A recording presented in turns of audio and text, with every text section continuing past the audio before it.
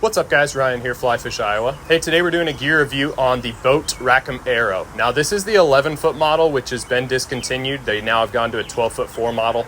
That being said, there's still a lot of crossover and a lot of similarities to this board and the new current model. So let's go through some of the details. So one thing you might notice almost right away about the BOTE Rackham Aero compared to most stand-up paddle boards is that it's got two separate levels or layers. Now, since it's an aero board, it is inflatable. But these two layers are two separate air chambers. And these separate air chambers, I think, are unique but also beneficial because since there's two separate layers, you almost have like a guardrail system around the board. For me, I'm a fly angler. I'm setting all kinds of gear on this board throughout the day. And this helps me to feel a lot more comfortable knowing my gear isn't going to just roll off the side of the board since I have these little rails on the side. Something else that's unique about the Rackham series is that there's tons of opportunities to accessorize. You have all kinds of points where you can tie down gear or use Velcro straps to strap your gear onto the board, or even there's bungee straps on both the back and the front of the board where you can tie some things down. One thing you will want to check on is exactly which accessories come with your board. BOTE oftentimes is changing up their combinations of what they offer with their boards, so just make sure that you check and you know exactly what's coming with your board. Some things that came with my board include the paddle sheath. I also received with my board a 3-piece paddle. I received a 10-inch fin that is removable from the back, a double action pump, the sand spear sheath. The sand spear is an optional accessory that is basically like an anchor for shallow water situations. So if you are somebody who's pursuing fish in shallow water, it's nice to be able to drop that sand spear. It's basically like a pole anchor into the sand, into the dirt, into the mud, into the rocks, so that your board is then secured in place.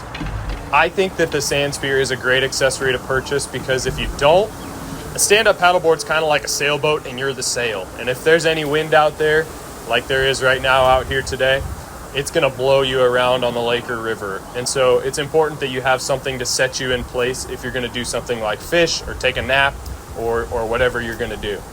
The Rackham Aero comes with these little slide-in posts that are going to add rod rack adapters that you could then purchase a rod rack separately and add your rod rack to the Rackham Aero. So when you're inflating your board, it's important that you inflate your board between 10 and 15 PSI, 15 PSI being the max. If you buy the boat pump or the boat pump comes with your purchase, it actually has a gauge reader so you can see exactly what your pressure is in your board. Don't inflate it up to 15, especially if you're out on a hot day like this. Give yourself a little breathing room because if it's hot out, that air pressure will continue to increase during the day. So make sure you don't overinflate your board. But one thing that is pretty sweet about this board, it is super sturdy. If you've never been on an inflatable paddleboard before, this is a great one if you're looking for something that's going to help you stay balanced and not tip over. Very sturdy, lots of opportunities to add extra accessories and extra weight and still remain great with the balance thing. I fly fish off this all the time and I have not fallen in yet, but it just is a great sturdy board for fly fishing. When you stand on it, you wouldn't even hardly know it's inflatable. The foam on top does make it more comfortable on your feet too. So even though the board itself is sturdy, the foam makes a nice standing pad there. So this is the rod rack. This is an optional accessory, but for me as an angler, it's been great. I've added some foam to it to just help protect my rods as I'm carrying them around. Lots of different tie down points on this board though, from little D-rings all the way to Velcro and bungee straps on either side. So if you're an accessories person, this is a great option for you. Some things that I have noticed about this board that haven't been great, I should have chose a more camouflage or darker color of board. Number one, I think it does spook some fish. So if you're a fisherman, having a bright white board like this, not great. Underneath, it is a more brownish color, so it's a little more subtle. But the other thing is having a white foam here on top and white on the sides it just shows dirt real easily, and it is tough to clean and get that dirt all the way out. So I should have chose a different color. There are some spots where you're seeing some wear on the board, some scratches, some glue marks where maybe some residual glue has kind of started to leak out a little bit along some of the seams. Some of the foam is starting to split a little bit on the standing platform. But overall, this board's been fantastic. I've had it for over 2 seasons now. I'm in my 3rd season with this, and I try to keep it inflated when I'm storing it in the off season as much as I can. But the cool thing about this board too for me, and I think most boat boards, are gonna come with a travel bag that is gonna make it easy for you to put your board into a bag and then carry it around as you need to. This board weighs about 40 pounds.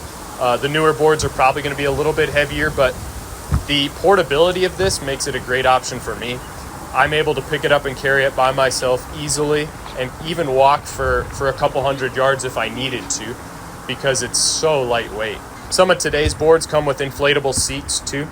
I chose to go with a cooler, so I actually bought a cooler, and my cooler straps down to the board and becomes my seat so that I can sit down and also have cool drinks and snacks while I'm out on the water. There are 2 small bite fins in the back that are not removable on my board. There is the one big fin that you can remove. Mine's a 10-inch fin. They also sell 6-inch and 3-inch fins. So if you're somebody who's maybe floating rivers in shallower water, having that 3-inch fin might be a good choice.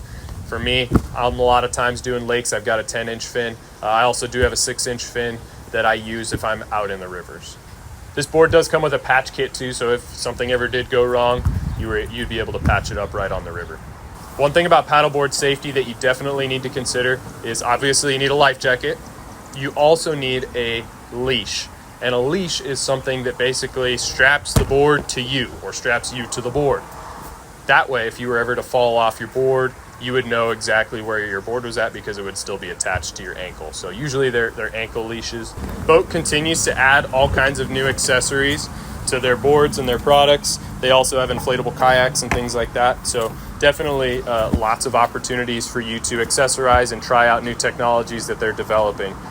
So overall, the BOTE Rackham Aero is a fantastic board. Highly recommend something similar. If you're a fly angler and you're looking to get on the water solo, kayaks can be heavy, they can be cumbersome, difficult to transport. This is super light. I throw it in the bed of the truck, inflated or not, pump it up quick at the river if I need to, and I'm off and running. So highly recommend the BOTE Rackham Aero. Definitely feel free to reach out, drop a comment, make sure you like and subscribe. Thanks for watching. Tight lines. Hope to see you on the water.